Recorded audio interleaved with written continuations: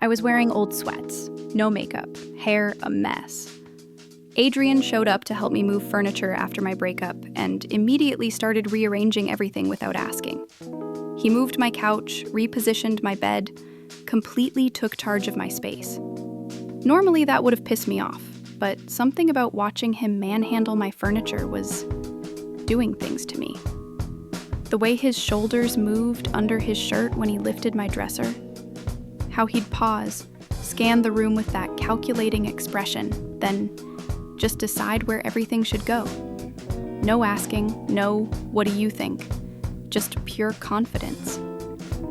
When I tried to lift the other end of my bookshelf, he looked at me dead serious and said, "Move." Not mean, firm, like he wasn't going to repeat himself. I stepped back and watched him handle it alone, muscles straining against the weight. Then he opened my fridge, saw it was empty, and just shook his head. You haven't been eating?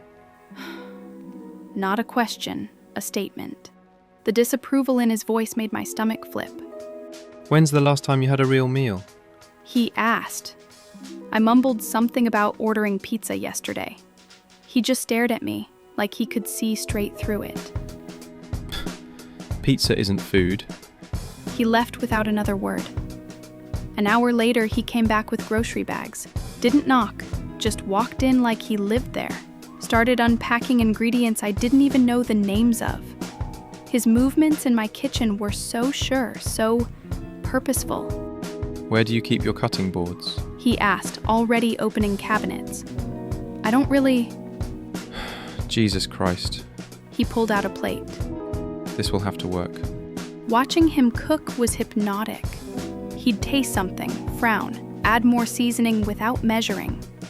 Grip the knife, knuckles white with concentration. Oil splattered his forearm, he didn't even flinch. I tried to make conversation, but he was completely focused, like this meal was the most important thing in the world. Every few minutes he'd glance over at me, sitting at my own counter, and I felt like he was checking on me, making sure I was still there.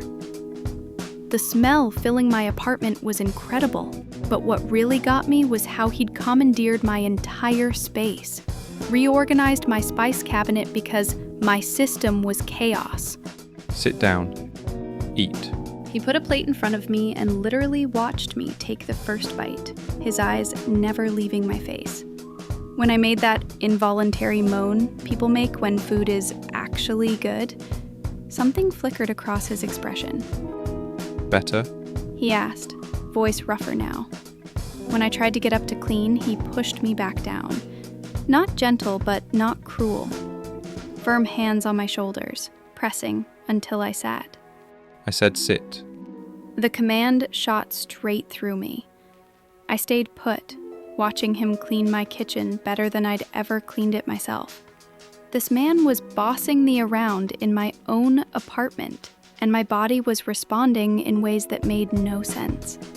Every don't, every stay there, every let me handle it made me more aware of him, of how broad his shoulders were, how his jaw clenched when he concentrated, how he seemed to fill up my entire space just by being in it.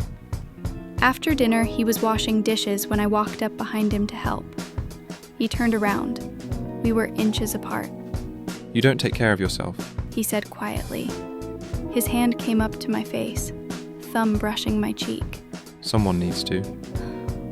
The way he said it, like a promise, like a threat, I was done for.